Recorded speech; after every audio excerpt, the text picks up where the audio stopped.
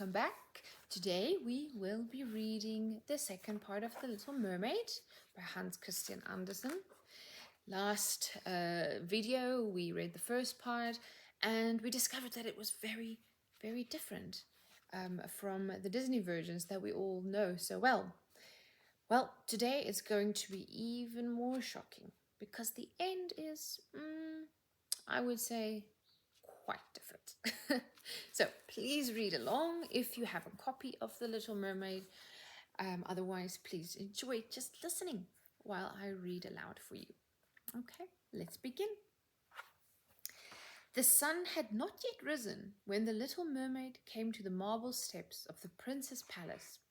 She drank the potion, then fainted away and lay as if she were dead. When the sun rose, she woke to see the young prince.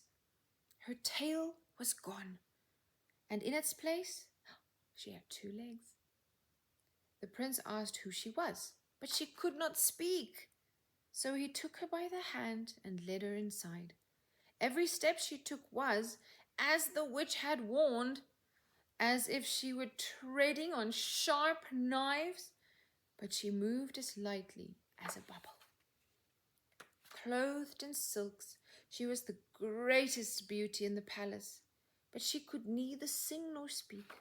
She thought, "Oh, if he only knew that for the sake of being with him I had given up my voice forever." With every motion, her grace and beauty became more apparent. Everyone was delighted with her, especially the prince.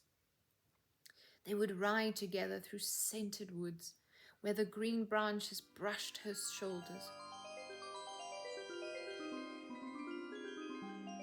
and climb up the highest mountains.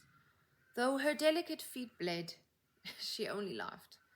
And at night, she would go out to the marble steps to cool her burning feet in the cold seawater. Day by day, she became dearer to the prince. But now the rumor ran that he was to be married to the daughter of a neighboring king. "I must sail and see her," he said, "but I could never love her. If ever I had to choose a bride, it would sooner be you." And he kissed her rosy mouth. Together they sailed to the neighboring king's city. When they entered the harbor, trumpets were sounded from every lofty tower, while the soldiers paraded with flags flying and glittering armor. Then came the princess. It's you," said the prince. "You who saved me when I lay almost lifeless on the beach." And he clasped her to his heart. "Oh, I am too happy," he exclaimed to the little mermaid, who felt as if her heart were broken. All the church bells pealed proclaiming the wedding. The little mermaid stood holding the bride's train, but her ears were deaf to the music. Her eyes saw nothing, for she was thinking of her coming death and of all that she had lost. The same evening, the bride and bridegroom embarked for the prince's country. The sails swelled in the wind and the ship skimmed lightly over the sea. At dusk, colored lanterns were lit and the sailors danced merrily on deck. The little mermaid threw herself among the dancers, whirling as a swallow skims through the air. Never had she danced so gracefully. Her delicate feet pained her, but she did not feel it, for the pain at her heart was much sharper.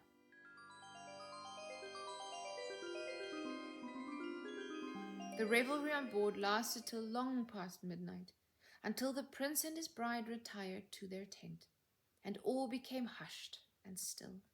The little mermaid laid her arms on the edge of the ship and looked eastward for the pink-tinted dawn.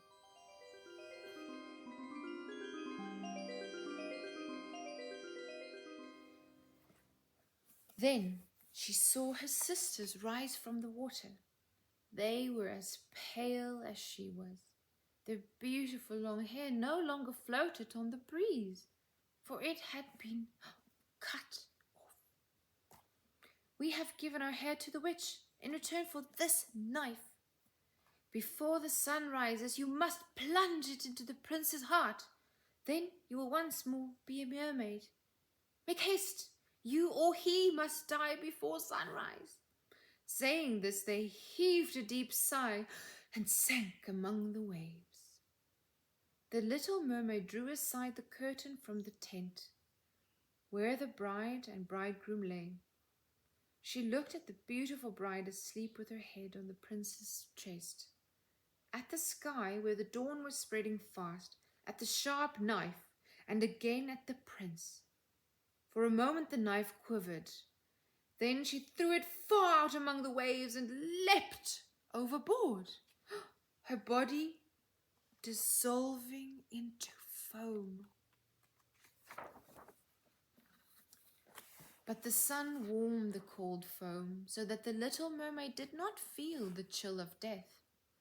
She saw the bright sun, and above her floated hundreds of beautiful, spirit-like beings. Light as bubbles, they floated through the air. The little mermaid soon realized that she had a form like theirs, gradually taking shape from out of the foam. "What am I?" she said. "A daughter of the air," answered the others. "A mermaid has no undying soul, nor have the daughters of the air, but by their own good deeds they may create one. We fly to the tropics, where man is the victim of hot winds. There we bring cooling breeze, the scent of flowers, refreshment and healing. When, for 300 years, we have labored to do all the good in our power, we gain an undying soul. You, poor little mermaid, have with your whole heart struggled for the same thing, and now you may join us." Then the little mermaid lifted her arms towards the sun. On board the ship, all was again life and bustle. She saw the prince and his bride searching for her. They looked sadly at the foam, as if they knew that she had thrown herself into the waves. Unseen, she kissed the bride on the brow, smiled at the prince, and rose aloft with the other spirits of the air to the rosy clouds which sailed above.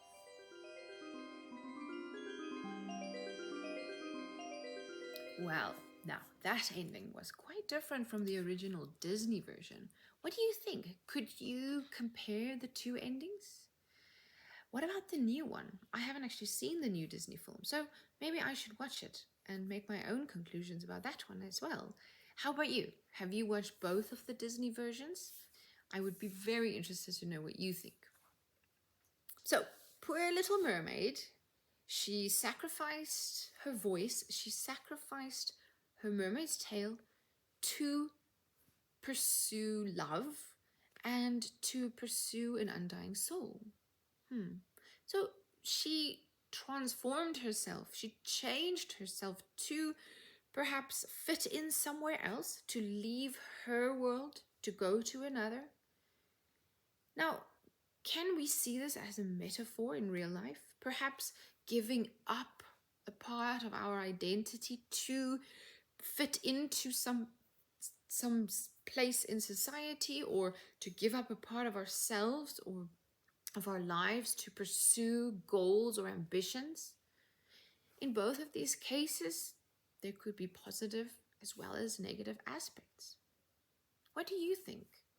What do you think about that? Is it worth giving up all of your identity or parts of your identity or parts of your life in order to reach a certain goal, whether it be love, whether it be a soul, whether it be a job, a certain school, making new friends? I don't know. What do you think? Right. The Little Mermaid, in joining the spirits of the air, gets another chance to eventually gain a soul. And because she had already done some good deeds, she's already on her way to receive that soul, to gain that soul.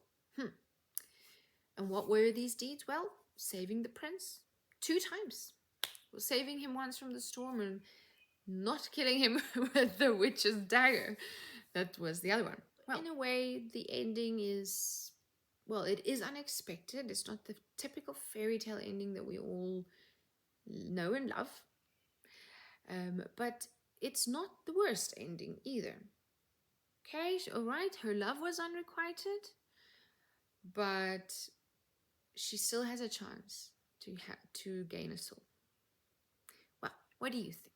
I would love to know your opinion on the story. Did you enjoy it? What do you think of the ending? What are some of the themes and some of the metaphors, some of the symbols that you see in the story? I will be giving a free worksheet to you if you would like to try and answer some of these questions in your own time, and you're more than welcome to send them back to me. I'll put a link into my website below the video, and please ask your mom and dad to help you to request the worksheet, and I will send it to you as soon as I can. Okay, that's it for today. I really hope you've enjoyed The Little Mermaid, and I'll see you very soon for the next story time. Bye.